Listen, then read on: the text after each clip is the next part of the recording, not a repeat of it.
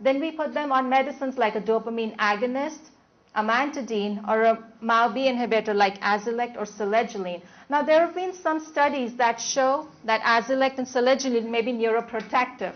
What this means is that it kind of slows the progression of the disease.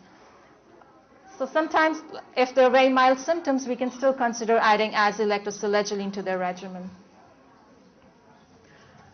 When my patients advance to have moderate Parkinson's disease, and now they feel that this is interfering with their daily activities, they're getting slower, not able to have a good quality of life, then we consider other medicines. I try to stay off of the Sinemet for as long as possible.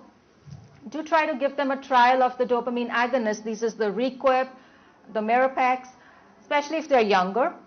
And if it is just a tremor, which is their biggest problem, then I try to put them on an anticholinergic or amantadine if they can handle and they don't have too many side effects on these. If levodopa is needed, I try to use the lowest possible dose. I also try to give sufficient carbidopa. What carbidopa does is it prevents the side effects of Sinemet, like the nausea and the vomiting, and also it also helps to prolong the action of levodopa. I also try to use a controlled release formulation early in the disease. Consider other agents like a COMT inhibitor or a dopa agonist so that I can get by using the lowest dose of Sinemet as possible.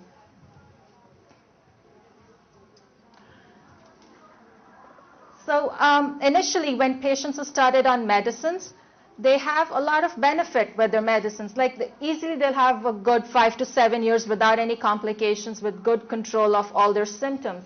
But as Parkinson's progresses, it becomes very difficult to manage all the symptoms with medicines. A lot of side effects, as the disease progresses, other signs become apparent. Patients can have motor fluctuations. What that means is there's an unanticipated loss of effect of a dose of levodopa. So instead of getting a smooth, predictable benefit that they were used to before, they may suddenly turn off. What that means is their symptoms return in spite of having taken the medicine. So the other complications are wearing off. Like I discussed, the medicine loses benefit and effect earlier than it used to. You can have dyskinesias, which are those dance-like movements. Off-period dystonia. What this is that the body, especially in the feet, it can assume some abnormal postures and sometimes can be very painful. They can have a yo-yo effect in the sense suddenly they're on 1 minute and off the next. So they keep fluctuating. They don't have that smooth benefit that they were getting before. And they can have sudden and unpredictable switch to off. They take their medicine, we're doing well, and suddenly they freeze or have a return of their symptoms. This happens in very late Parkinson's disease. Dose failure. What this means is that they take the medicine and there's no benefit, just like they didn't take anything. So when that happens and medicines are not able to help anymore, surgery is an option at that time, especially for advanced Parkinson's disease. And Dr. Snyder is going to speak in more detail about the various surgical procedures, but I'll just touch upon them and state that there are two kinds. One is ablative or a lesion surgery, and one is the deep brain stimulation surgery, which is like the latest therapy available for Parkinson's. This is a very busy, complicated looking slide, but what I want to say is this is the circuitry in the brain that controls movement. This part of the brain initiates movement, and this is the basal ganglia that helps to modulate or control the movement. The big takeaway message here is that this target here, STN or the subthalamic nucleus, and the GPI or the globus pallidus interna, studies have shown that these have a lot of activity, abnormal activity coming out of these centers. So we try to target these centers with our medicines and also with the surgery. So that's STN and GPI. In a few very rare cases, if tremor is their only bothersome symptom, we can target the thalamus, but this is a rare target for Parkinson's. It's more often used for essential tremor patients. So like I said, the lesion surgery is where they ablate the brain or they put a little lesion in the brain in these targets, the STN or the GPI, to control the symptoms. and deep brain stimulation surgery. What this does, it uses implanted electrodes to deliver high-frequency electrical stimulation. So the targets are the same, the GPI and the STN. The exact mechanism of action of this therapy is not known. But we think that by giving this electrical current, we are interfering with that abnormal activity and trying to regularize it a little more. This can be turned on and off by a programmer, and the effect of this treatment lasts as long as the stimulation continues. So if you shut it off and the stimulation is off, then the effect is lost. This is just a diagram depicting what this therapy is about. This is one of the targets, and this is the lead. So this lead is put into the brain in the target where you want the benefit, like the STN or the GPI. And this here is called a neurostimulator or an IPG. This is also called the battery pack. These two are connected by this extension wire which is tunneled under the skin of the neck and the scalp. And Dr. Snyder is going to talk in more detail how it's done.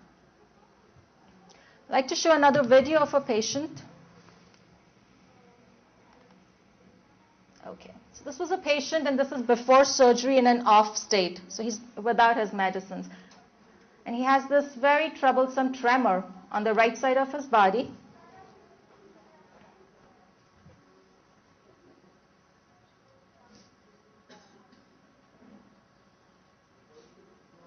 He's slow on the right side.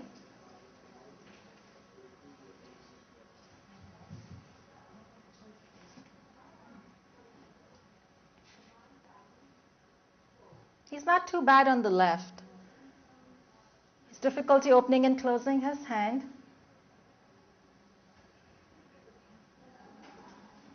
And when he's walking, notice how he has decreased arm swing and the tremor returns when he's walking. Then I have a video of him after the surgery was done.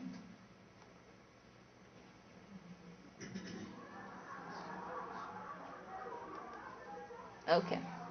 So this is his first programming visit. It's about 4 weeks after the surgery.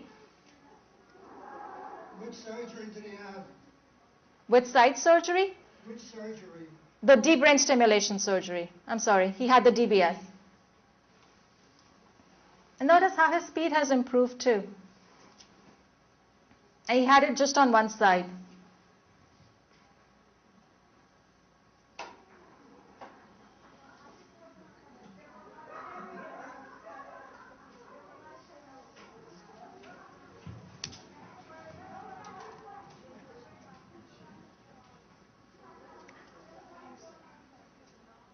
So he's able to do things and tests that he could not do before he had the surgery. How long do the effects of the surgery last? For as long as the stimulator is in. I mean, they've been studied for about 20-25 years now, and the effects last.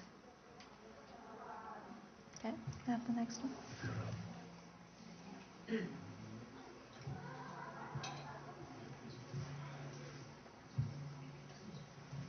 Okay, so some of the benefits of having the surgery and using the target STN is that it improves all the motor signs. So slowness, stiffness, tremor, poor gait, everything improves with STN stimulation. This is just a number, like I said, patients are examined in an off state, that is without medicines, and on state, that is when they have their medicines on. And when you compare patients without medicines before and after the surgery, there's a 60% benefit after surgery and a 10% with medicines on. What deep brain stimulation does, it helps to increase the on time, which is the good symptom-free time, by more than 6+ hours a day. And this is individual, different for different people.